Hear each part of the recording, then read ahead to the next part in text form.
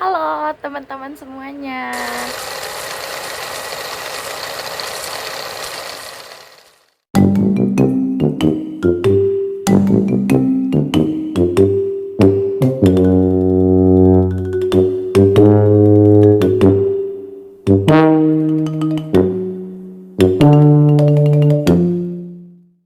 Apa kabar nih? Kalian pernah nggak sih kepikiran berapa banyak ya orang yang tinggal di seluruh Indonesia? Atau berapa banyak orang yang tinggal di daerah rumah kita? Nah, jadi data ini tuh sangat penting loh untuk pembangunan infrastruktur, pembagian anggaran, dan juga perencanaan program dari pemerintah. Untuk mendapatkan data yang akurat ini, pemerintah Indonesia itu membuat sensus penduduk tiap 10 tahun sekali. Tapi apa sih sensus penduduk itu? Yuk kita bahas. Pertama-tama yang kita akan bahas yaitu dinamika kependudukan. Dinamika kependudukan itu adalah perubahan yang terjadi pada jumlah, struktur, dan juga distribusi penduduk dalam suatu wilayah selama periode tertentu. Nah, jadi data yang dimaksud dalam dinamika kependudukan itu dibutuhkan untuk memahami berbagai aspek dari masyarakat, yaitu mulai dari aspek kesehatan, pendidikan, ekonomi, dan juga sosialnya. Jadi, untuk mendapatkan data mengenai aspek-aspek tersebut dilakukan dengan cara mengumpulkan data, yaitu dengan sensus. Perbedaan sensus pada zaman dahulu atau pada masa lampau dan pada zaman sekarang itu terlihat sangat signifikan.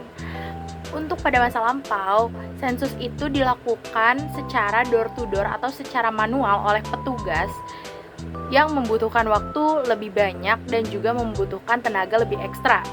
Namun pada masa kini, dengan dunia yang sudah didukung oleh teknologi yang canggih, sensus dapat dilakukan secara online, yang membuat lebih mudah, lebih cepat, dan lebih praktis untuk kita semua. Untuk sensus online, masyarakat dapat mengisi formulir sensus secara online melalui website atau aplikasi.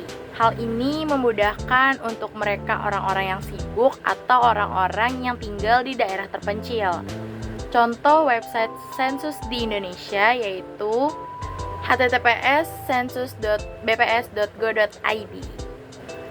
Teknologi digunakan untuk memudahkan kesulitan yang dialami oleh manusia pada masa kini. Adapun beberapa pemanfaatan teknologi dalam sensus yaitu diantaranya: yang pertama, dapat mempercepat proses pengumpulan data dari sensus online dan aplikasi mobile, memungkinkan petugas sensus untuk mengumpulkan data lebih cepat dan efisien.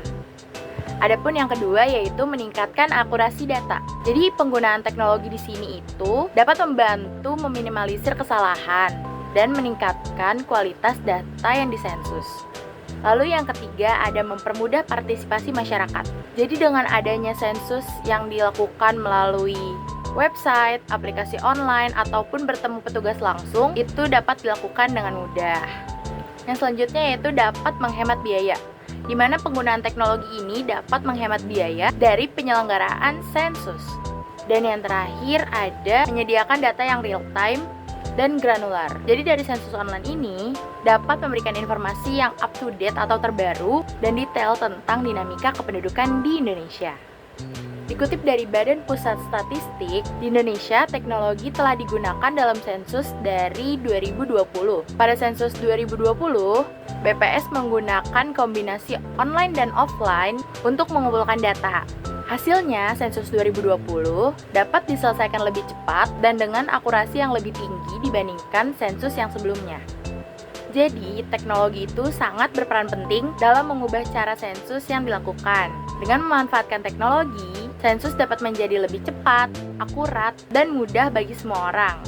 Mari kita dukung sensus dengan berpartisipasi secara aktif.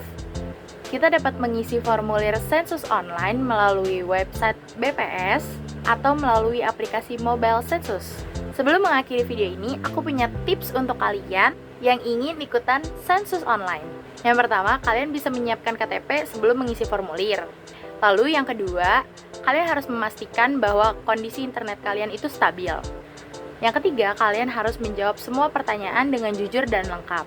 Lalu yang terakhir, kalau kamu mengalami kesulitan, hubungi call center Sensus di nomor 1901.